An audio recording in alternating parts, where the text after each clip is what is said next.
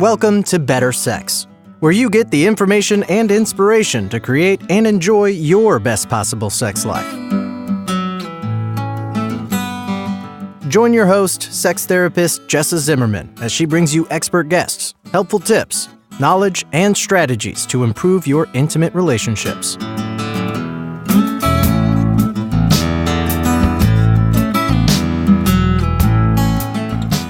And now, your host, Shazia Zimmerman.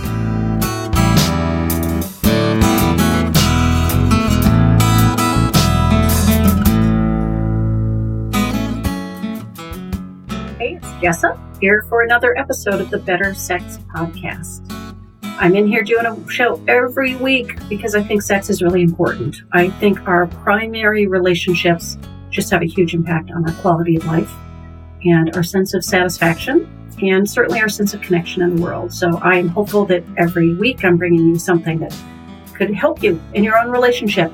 Of course, not every episode is going to be relevant to you specifically, but hopefully over time you're hearing valuable stuff. I want to make sure that you know about my new offerings starting in 2019, where I'll be doing free monthly webinars on various topics and where I will be taking questions, Q&A, every week. It's available for everybody for free who's on my mailing list. So if you want to be part of that, you can go to jessazimmerman.com and join the list and get on there so you get alerted and have the links so that you can listen to the webinars and ask questions. Always looking for ways to provide content and be of service to my audience. Today's episode is, it's partly personal story, but it's also with a woman who has a coaching business. So I've decided to sort of lump this in as a professional interview, but she shares a lot of her own personal journey. And she works with women specifically around liberation and empowerment and identifying and reaching their true desires. So Shazia Imam is my guest. She runs the Life Engineer website, and her podcast, Feminine and Fulfilled, is also available. And so she's going to talk about her journey from being a people pleaser and driven by what she thought the expectations of her were, and transforming that into full liberation, into finding herself and what a difference that's made in her life. And of course, the way she's trying to help other women have the same kind of transformation. Hope you enjoy the show.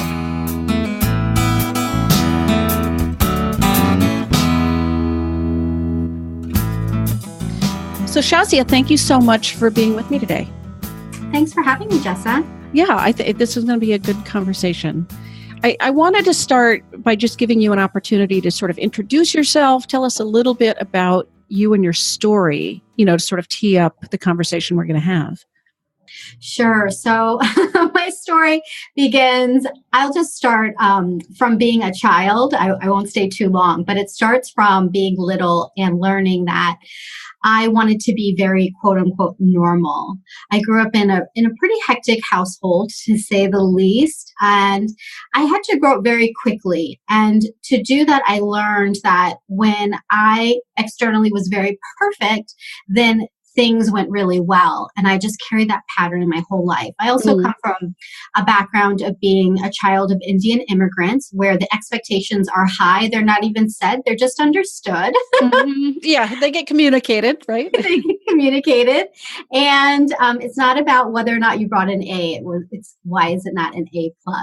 So, I grew up with a lot of expectations, and for me, I did great at those. I did really well in school, and I was really good at checking off all the boxes. So I did well in school. I went to a great university. I got a great degree in engineering, and then I was hired into the most prestigious consulting firm in the world. And it seemed like my life was right on track from the career and school perspective, which I could be really proud of. And then what happened is that then it was the next things to check off the box. Getting married, having a family, doing all of those things that regardless of culture, I think a lot of women really search for. So then I found a great man and I got married, and we were actually pregnant a few years later. So in my late 20s, I became pregnant, and it looked like everything was just, right on track, checking off those boxes, getting it's like you're getting all the rewards for the doing, checking off those boxes, right? Exactly. Yeah. And what happened is that I ended up going into labor, and when I delivered, the doctors let us know that our son would not survive. Oh. And, that was probably a turning point. But if I'm being totally honest, it wasn't the pivotal shift, because at that moment, it was heartbreaking. It was incredibly heartbreaking to know that we were losing our baby. And as a mother, that's one of the most difficult things that any person can face. I can't even imagine. And you'd had no idea there was any problem before he was born? No. Wow. No. So, the part of me that was like, okay, we're going to keep going. I thought, I'm a woman of faith. I'm a Muslim woman. And I believed that he was going to go to heaven. And we got to spend a few hours with him. And it was the most precious time. He was so little and so perfect. Oh my gosh, those little toes and that little nose. And I really believed, okay, he's in a place that I would have wished for him. Right. And when we buried him the next day, it was so difficult. And I'm not going to go into that whole story, but it was immensely difficult. But what really shifted things for me is that I thought that we would really move on, that we would try again, that we would have another child, and that we would get that home. And, I'd still be able to carry on in this life that I had created or imagined for myself, that I would curate this perfect life. Yeah. And when the doctors gave the green light to start trying again, we had actually, in that same week, we went to go see a home in this neighborhood that we had wanted to move to for years. And it was a perfect neighborhood, the perfect home. And when we got in the car to go back, and I asked my husband, when are we going to write the offer? He looked at me and he said, I want a separation. Oh. And in that moment, I was so devastated. I was so shocked. I was devastated. I thought, finally, we're getting this green light. Everything's going to be okay again. And now what's going to happen? I'm going to be all alone. My son is already gone, and now my husband is going to leave me. And where is my life going to be?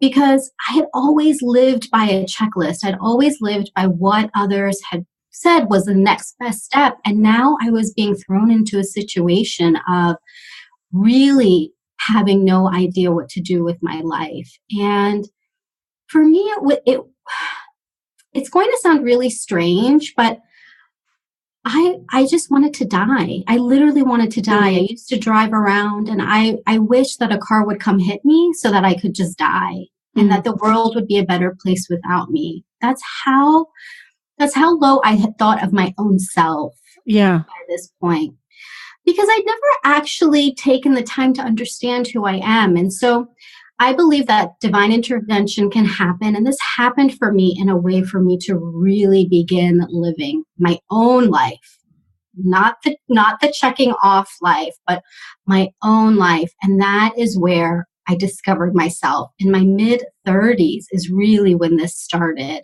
Right. And that is the start of the rest of my story and where I am today, and how I've had the opportunity to really discover and uncover and be liberated in who I really am. And that has resulted in a lot of wonderful things that we can talk about more in this podcast. But that's a background to get us started. So I do have just curiosity about, how do I even ask this? Like, did your family go on this journey with you, right? Like, you were raised in such a way with these expectations and these standards.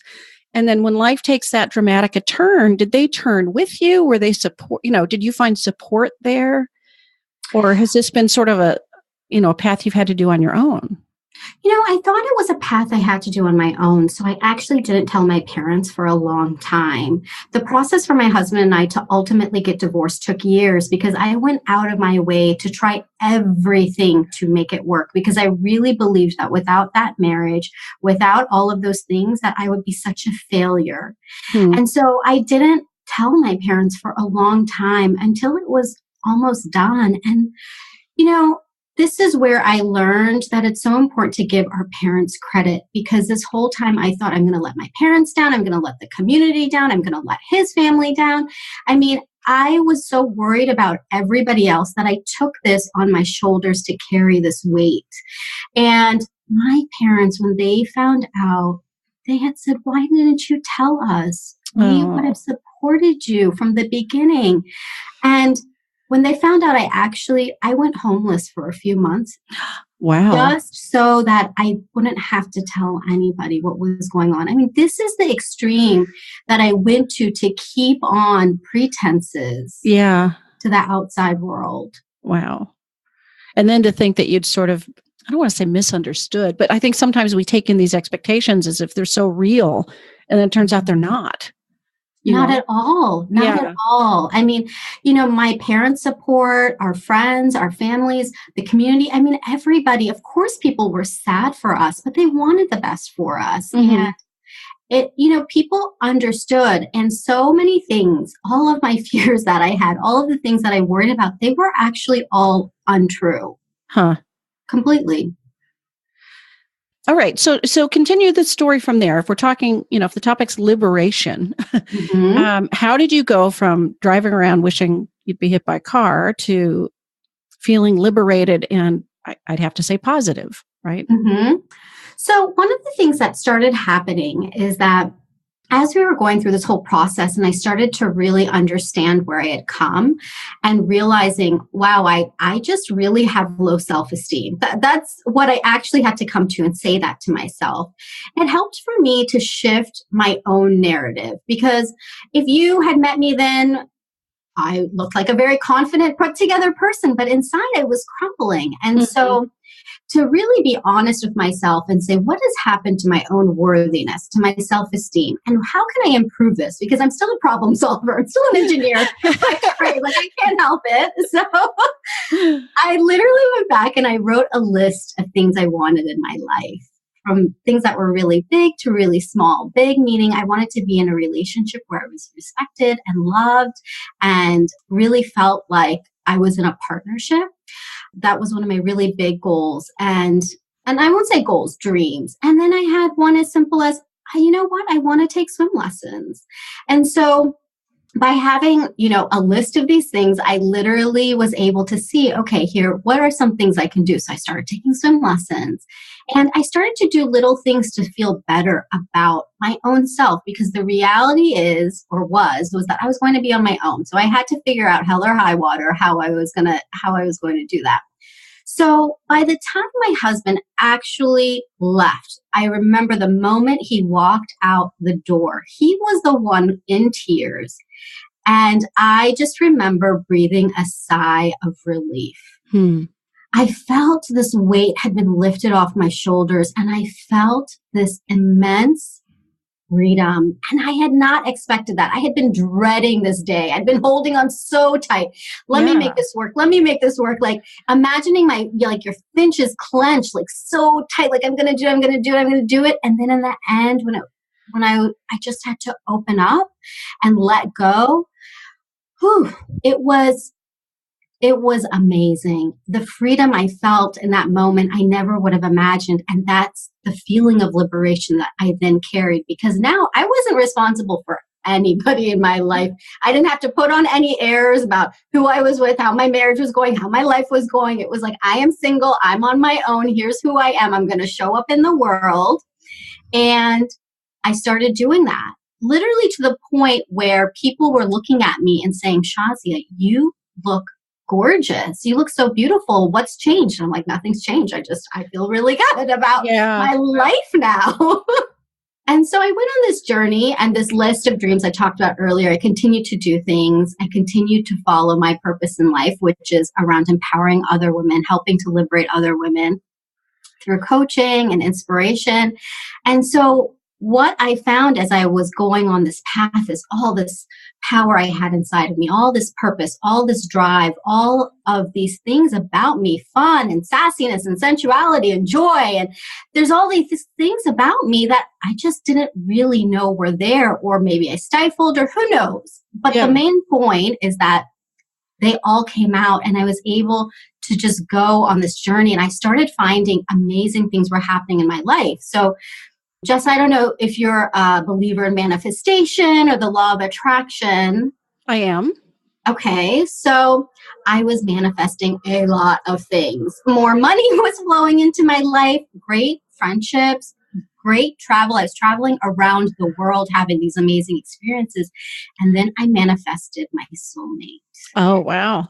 Yes. We just celebrated our 3-year anniversary this past weekend. Congratulations. Thank you so much. And what I love about him is that we have an intimacy I've never felt with any person in my life, physically or emotionally. And he is the man who came into my life when I was able to say yes to my own self, when I was able to live my own life.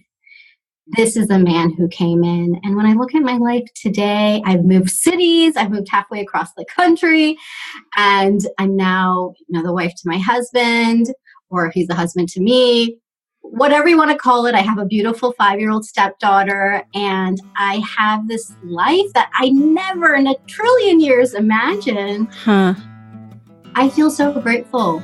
I feel so grateful because it's not about having now the family, which I'm grateful for. It's not about having the money, which I'm grateful for, or the business, which I'm grateful for. But it's about having me. And that's priceless.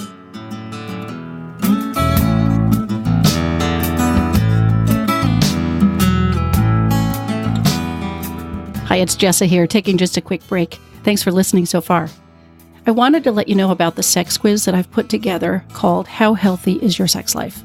I've taken a close look at the typical ways that I see couples get into trouble with sex, including avoidance, neglect, negativity, distraction, and boredom. And the free quiz will score your individual results based on these factors. And then I provide my recommendations and ideas, including my top 10 sex tips, which will help you make instant improvement. If you'd like to take the quiz and see how healthy your sex life is, you can do it right now at sexhealthquiz.com.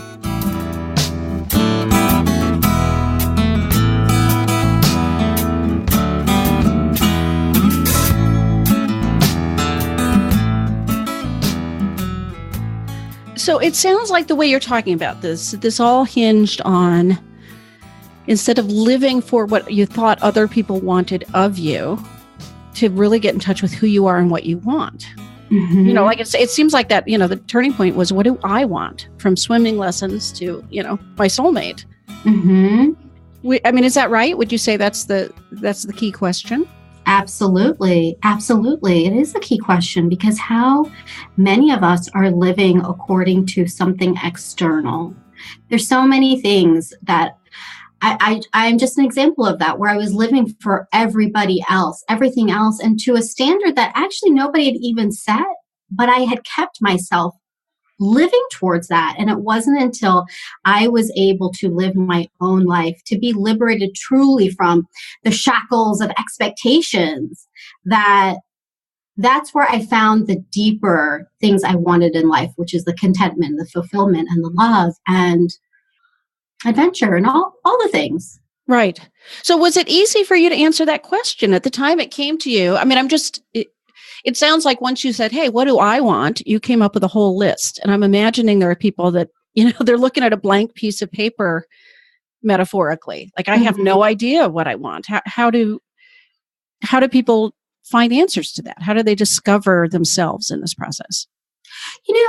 The first piece is really to start somewhere. So I always tell clients, start somewhere. On that blank sheet of paper, it can feel like, I don't know what I want, because that's actually a question that nobody really asks. Nobody really asks, what do you want? And so to even start with 1 or 2 things, everybody can start with 1 or 2 things. And it might be as simple as, you know what? I want to take a hot shower. Like, I want to take a hot shower today. I'm thinking about the moms out there. I had to watch my 5-year-old stepdaughter on her fall break. And oh my gosh, I just had a newfound appreciation for moms, because something as simple as a hot shower can change your day. But start somewhere. You know, for me, I was in such an extreme situation that I knew at my biggest vision that I wanted my soulmate. But on a really small level, taking swim lessons was something that I had just always wanted to do. So I put it on the list. And the key here is that don't limit yourself or think of it from the perspective of what I can do right now, but think of it as just purely, what is it that I desire? What is it that I want? If money, time, resources were no concern, what is it that I would want in my life? Okay, so people could start small. Mm-hmm. And hopefully, I mean, I think of it sometimes as, following your bliss. You start with something small, and maybe that opens a door to I get more insight into what I want or what makes me happy. Mm-hmm. Yeah, absolutely. Absolutely. And this list will continue to grow.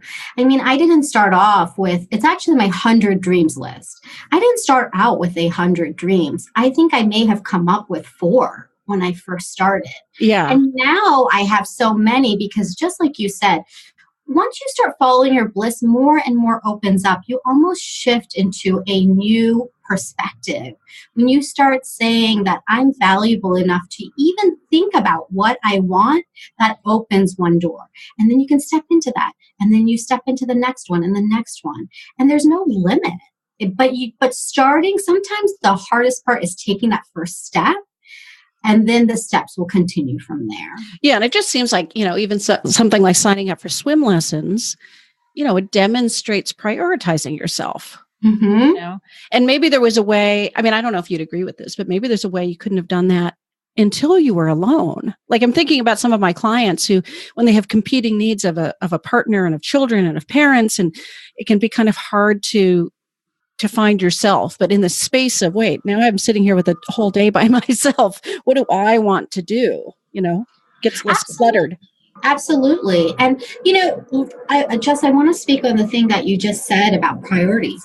It's about priorities, because we all have the same amount of time in the day, in the week, but yet our time gets spent on different things. And of course, a lot of us have competing needs, and we could say, well, I have to make sure I'm here for work and for family and for X, Y, Z. Right. But you get to put yourself. I mean, one of the things I hear from women all the time is that they're putting themselves last. It's like this phenomenon that we've just almost come to accept, that women will put themselves last or second to last. And really putting yourself first, if you were to make yourself a priority, what would that be? What's a priority to you? And I think that's a really important piece of this exercise too. Yeah. Yeah. So speak a little bit about, I mean, in my mind, this is all tying together to sex and intimacy, because of course I talk to clients all the time about, what do you want? How do we figure out, what our sexual desires are, what turns us on, what works for us in the bedroom, what we want in our intimate relationship? If you don't mind, speak a little bit about what this is. What's the contrast for you personally, or with the clients that you work with? How does this show up in their intimate lives? In our intimate lives, it's such a good question, because it's such a mirror. It can be such a mirror to our own lives. And I know that in my relationship now, the intimacy it's just at a whole new level. So the intimacy I had with my former husband, the external relationship was very reflective of what was happening inside, right? We say we don't know what's happening behind closed doors. And so we can take it all the way down to intimacy. So at that time, my intimacy was very reflective. I didn't feel that my needs were being met in any way, whether it was through intimacy or through what was happening, in the broader scheme of my marriage. And so now, being in a relationship with who I really call is my soulmate, I have found that in the bedroom, I am able to feel completely liberated, completely open, completely free. And that expression is such an innate part of who I am. I am also like that, but I didn't have the opportunity to feel into that until I went on this journey. And so what I have found is that it's fantastic. I mean, let me just say that. It's great. I love it. I love the physical aspect of it. My husband might die hearing me talk about this on a public podcast, but Right. yes, he makes me very happy. And what I especially love too is that I'm able to connect on this very deep level, because when you can connect physically, it allows you to connect deeply emotionally. And I don't know if it's the chicken or the egg scenario. Jessa, you're probably the expert who can tell us that. But I love the conversations we have afterwards. I love that I can tell my husband things that I've never told anybody else. And I don't have to worry about feeling judged or not fitting the mold or doing something wrong. I just feel like I'm with somebody who understands me. And it's not even about whether he can understand me. It's that I'm willing to say it out loud. I'm willing to share. I'm willing to be vulnerable. And that's a really big shift for me. Yeah. I mean, the way this ties together in my mind is you're now willing, you know who you are, and you're willing to be that person transparently. So it doesn't require your husband's permission or acceptance, or, like you've got the strength to just be who you are. And then, of course, you're with somebody who appreciates that too. But that's where that strength comes from, as opposed to, I guess, in the old days where it's like, I can only be what other people expect or want me to be. And I'm looking for that sort of feedback and input from others. Mm-hmm. Yeah. And it's interesting because, this intimacy that I have with my husband, the vulnerability, it's reflecting in all of my relationships. Of course, it manifests different physically, but right. Even the conversations that I have now with people, even the fact that I have my own podcast and I share so vulnerably and openly about my life. I mean, that's so different than where I used to be, where I was very guarded. I was guarded so much so that people would be like, can you tell me a little bit more? But I felt like I had to be private before. Whereas now I see the benefit in being open and transparent. It really allows for that deeper connection. And that is something I thrive on. I love having deeper connection. And I find that whether it's in my romantic relationship or in my friends' relationships or with family, or strangers, it makes my life so much richer. So for me, it's literally been just a complete turnaround. Yeah. Yeah. Now, if you don't, I'm having another thought, so I'll share this too. Personally, this is my own little thing, but to me, there's a big difference. I feel like it's better to be open than vulnerable. And you've used the word vulnerable a couple of times. And to my mind, and maybe it's semantics, but in the past, you were vulnerable because if you were the wrong thing or you didn't, meet expectations, that would have been devastating. And now you're open. You can be totally yourself and unguarded, but you can't be destroyed. Right? Like you can be hurt, but you can't be decimated anymore. And again, maybe it's just semantics, but this is in the way I think of things. It's a big shift to go from vulnerable as sort of a weakness to now a very strong openness. And that's part of the transformation I'm hearing in your story. I like that. I completely agree with you. And I would definitely say it's semantics, because when I think about the word vulnerability and being vulnerable, the way that you've described it, absolutely, being vulnerable could be a place of weakness. And from that perspective, yes. I've moved to a place of openness. And I think for me, the semantics, when I think about vulnerability, is the ability to not be ashamed of who I am. Right. Or, just being real and authentic, by sharing my realness, it gives somebody else the permission to share theirs. Right. Right. So talk just a little bit about the work you do, where people can find out more about your coaching or your services.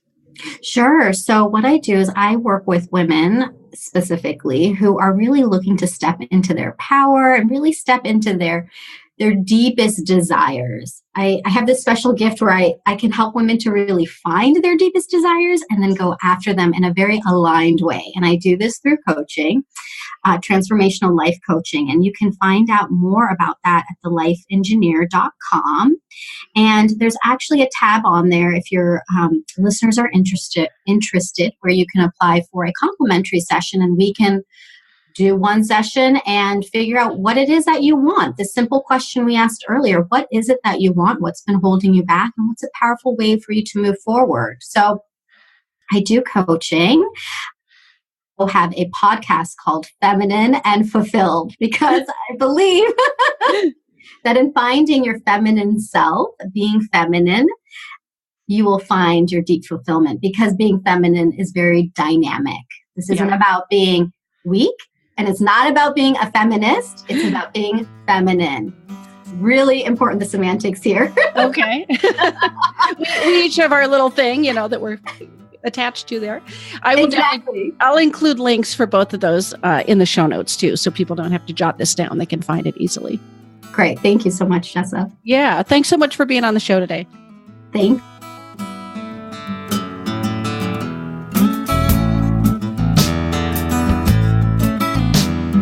You've been listening to Better Sex.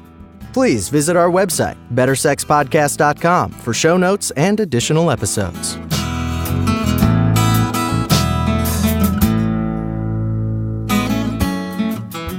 And that's a wrap for today. I really hope you enjoyed the episode. If you are enjoying the podcast, if some of this material resonates with you and you would like to make a difference and make sure that this keeps coming out in the world once a week, ongoing, there are a couple things you could do to show your appreciation. The first would be to go to iTunes and rate and review the show. That really helps us be found by new listeners when you review the show on iTunes. You can find a link at bettersexpodcast.com/iTunes. The other thing I want to invite you to consider is becoming a Patreon. For a small monthly pledge, you get some benefits. So for $2 a month, you get advance access to every single episode. For $5 a month, you get a chapter of my upcoming new book. And for $10 a month, I host quarterly get-to-know-you and question and answer chats over the web, and you get invited to that. I would love to have your membership in that, become part of the Better Sex family. You can find a link at bettersexpodcast.com/Patreon, which is Patreon. Again, thanks for listening. I'm glad you're here. Feel free to comment, ask questions, get in touch. I'd love to hear from listeners. Thanks.